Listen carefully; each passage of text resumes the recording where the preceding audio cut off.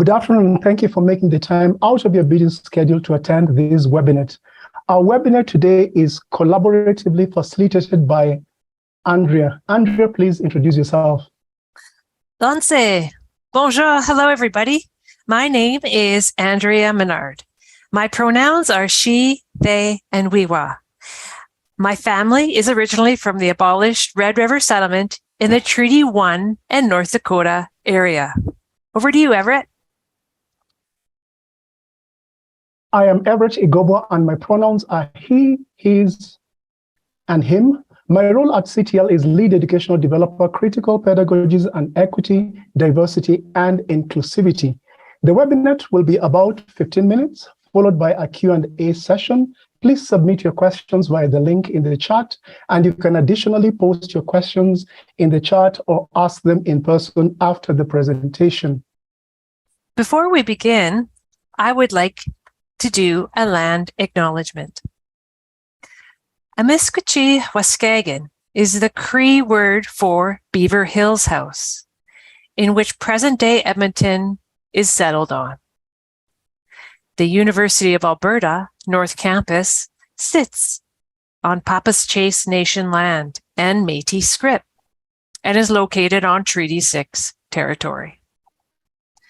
There are many sacred stories I am honored to carry from building relationships with local Indigenous peoples, elders, and nations in the area.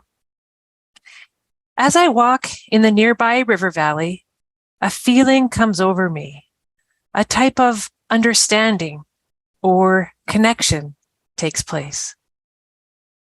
Those times in my life are the most sacred to me, and they occur by this institution we work at. I often wonder what happened here on this land before the university was built? What was destroyed, and who is buried here? As we head into September 30th, which is the second annual National Day for Truth and Reconciliation and Orange Shirt Day that began in May 2013 with a vision to wear orange shirts as a way to honor survivors, help in healing, and contribute to reconciliation. As you can see, Everett and I are wearing orange shirts today as a symbol of remembrance, teaching, and healing.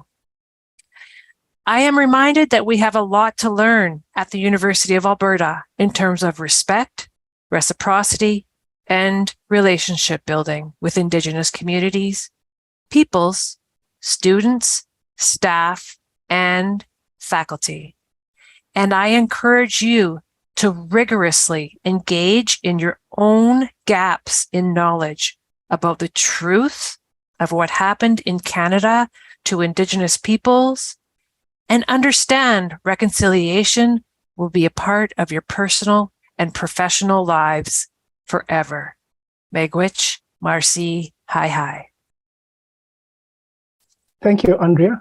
I will read out the access check adapted from the University of Toronto and borrowed from my colleague, Mandy George, Lead Educational Developer, Digital Pedagogies and Writing across the curriculum. For transparency, we understand access to be a shared responsibility between everyone in this space. Our goal is to strive for an inclusive and accessible space that reduces the need for anyone to unwillingly disclose a disability or impairment for the purposes of gaining an accommodation. We want to be mindful about distinguishing between formal accommodations. Itself sometimes a difficult process to navigate and access needs, which we all bring to our spaces from a variety of social locations. In doing this work together, we strive to welcome disability and the changes it brings into our space. If you have an access need that we have not addressed, or you notice a barrier that doesn't directly impact your engagement, but may impact that of others, please feel free to bring it to our attention via whatever channel you prefer. This is webinar number 4 in a series of 8. Webinar number 1 was equity, number 2 was diversity, while webinar number 3 was inclusivity. and the videos are on our CTL YouTube channel. Please review them, as equity, diversity, and inclusivity concepts are closely related with the other 5 EDI principles.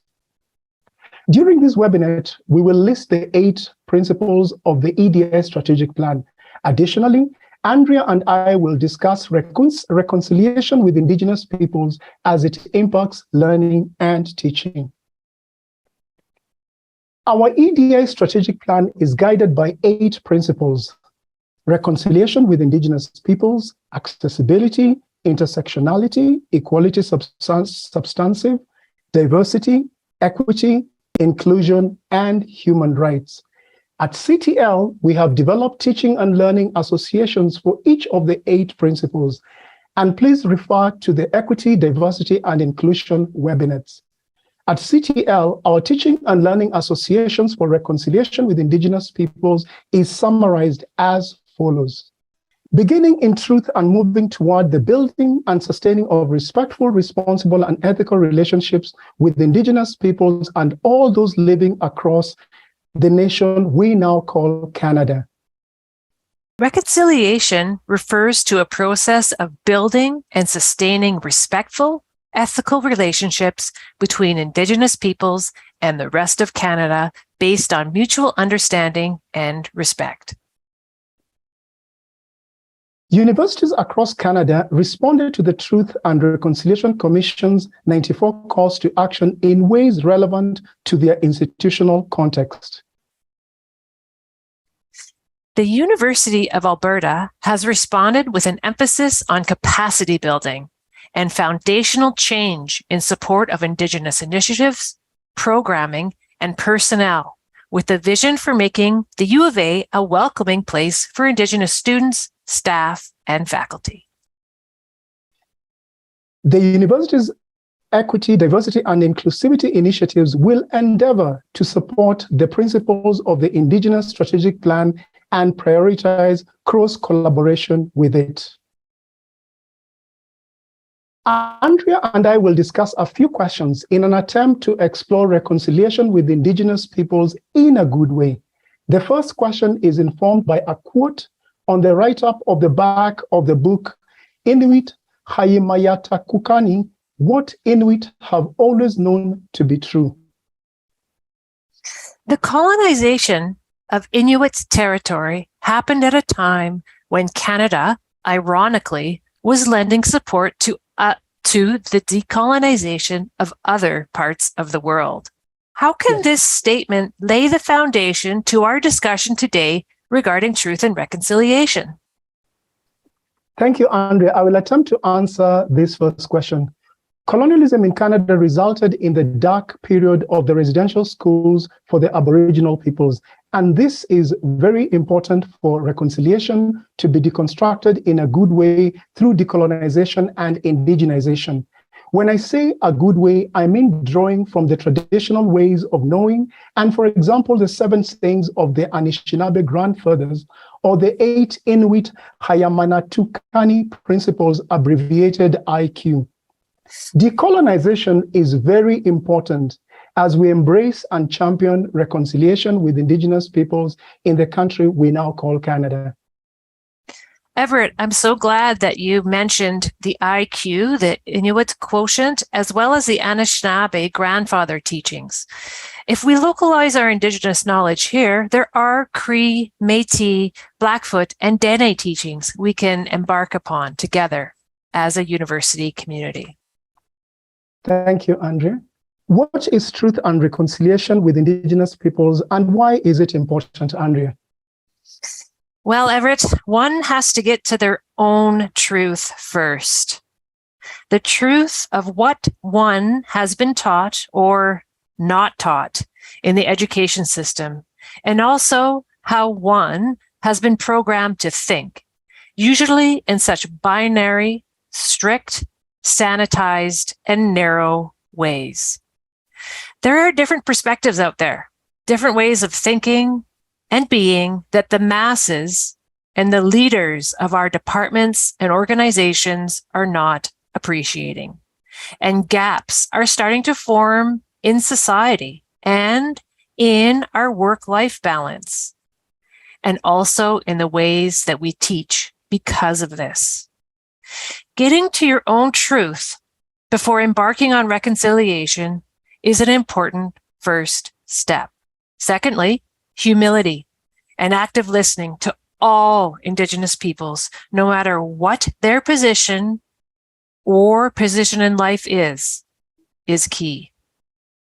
I hope we can change things so that Indigenous peoples, we can retain our identity and have at least a two-way street in terms of learning, growing, and eventually thriving in the post-secondary educational and employee/leadership system.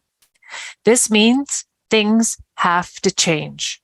This means people who occupy decision-making roles will be uncomfortable.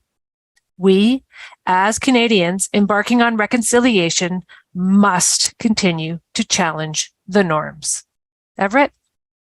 Yeah, thank you. The final report of the Truth and Reconciliation Commission of Canada, with a total of 6 volumes, are available in our University of Alberta libraries for your quick access and reference, and the 94 calls to action are available online.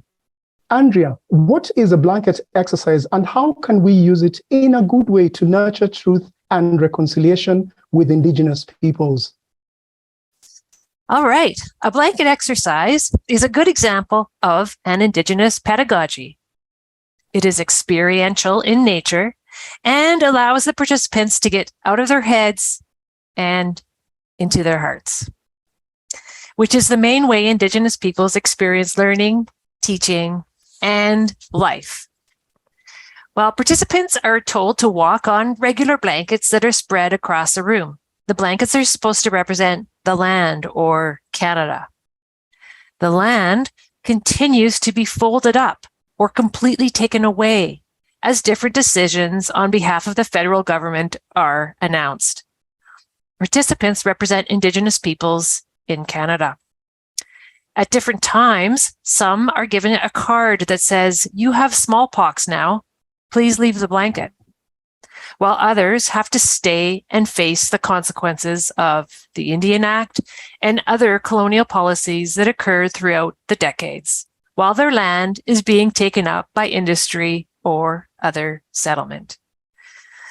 After the exercise, the participants go into sharing circles consisting of 6 to 10 people with an experienced and culturally competent facilitator. They are then asked to share their feelings of what happened for them in the exercise. In an Indigenous sharing circle, they can pass a feather or hold on to a sacred rock, for example.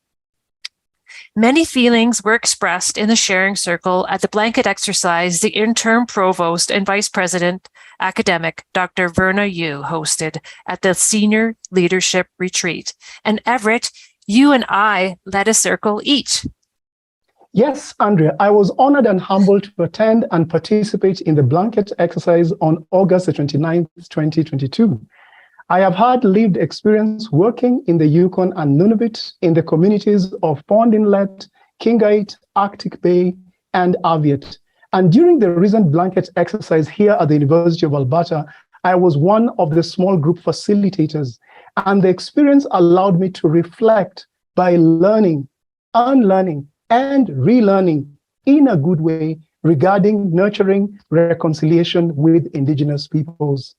Call to action number 62 is about education for reconciliation funding for schools and post-secondary institutions to educate teachers on how to integrate Indigenous knowledge and teaching methods into the classrooms. Andrea, what are some examples of integrating Indigenous knowledge into our teaching practice?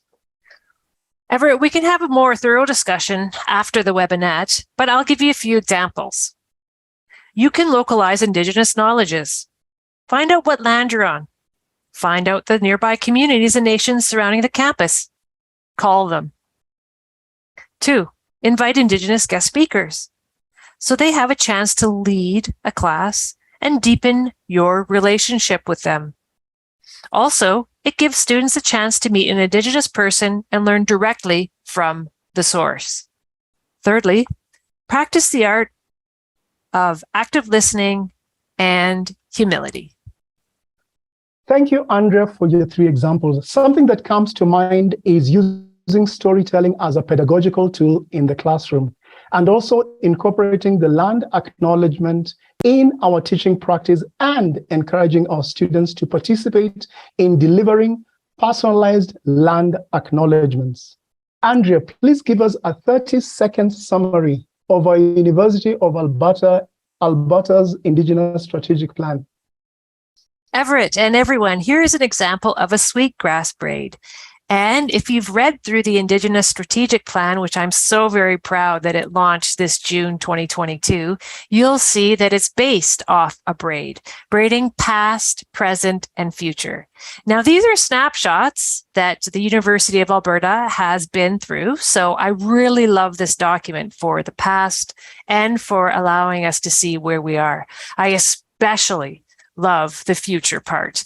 There's lots to be done and lots of good minds thinking about what we can do to improve everything here in terms of indigeneity.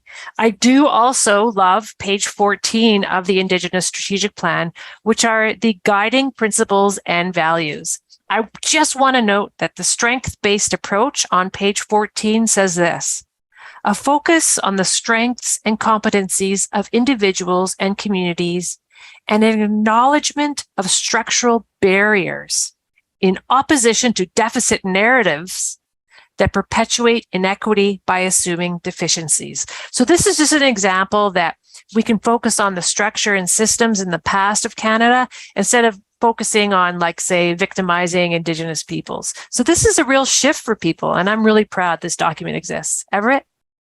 Yeah, thank you, Andrea. I find that the Indigenous Strategic Plan and the EDI strategic plans have several overlaps, and incorporating an EDI lens to decolonize and indigenize our teaching and learning is a powerful tool of doing things in a good way. In conclusion, reconciliation with Indigenous peoples is a journey that we all join in a good way. And call to action number 10 and 11 succinctly captures our terms of reference as follows. Over to you, Andrea. All right. Providing sufficient funding to close identified educational achievement gaps within one generation. Improving education attainment levels and success rates. Developing culturally appropriate curricula. Protecting the right to Aboriginal languages, including the teaching of Aboriginal languages as credit courses. Enabling parental and community responsibility, control, and accountability, similar to what parents enjoy in public school systems. Enabling parents to fully participate in the education of their children. Respecting and honoring treaty relationships. Call to action 11. We call upon the federal government to provide adequate funding to end the backlog of First Nations students seeking a post-secondary education. Thank you, my colleague Andrea, for collaborating with me to deliver this Reconciliation with Indigenous Peoples webinet. And I am looking forward to our future collaborations to include webinars and workshops surrounding the 94 calls to action, blanket exercises, just to name but a few. Over to you, Andrea. Thank you, Megwich Everett, for having me on this EDI series today on reconciliation, especially this week. It's an important week. We're all just a few days away from the National Day for Truth and Reconciliation and Orange Shirt Day. And I am happy to share EDI and reconciliation together. We are all in this together, moving forward towards the truth. Thank you so much, Andrea. Here are our references for the webinet, and we will have the Q&A session shortly.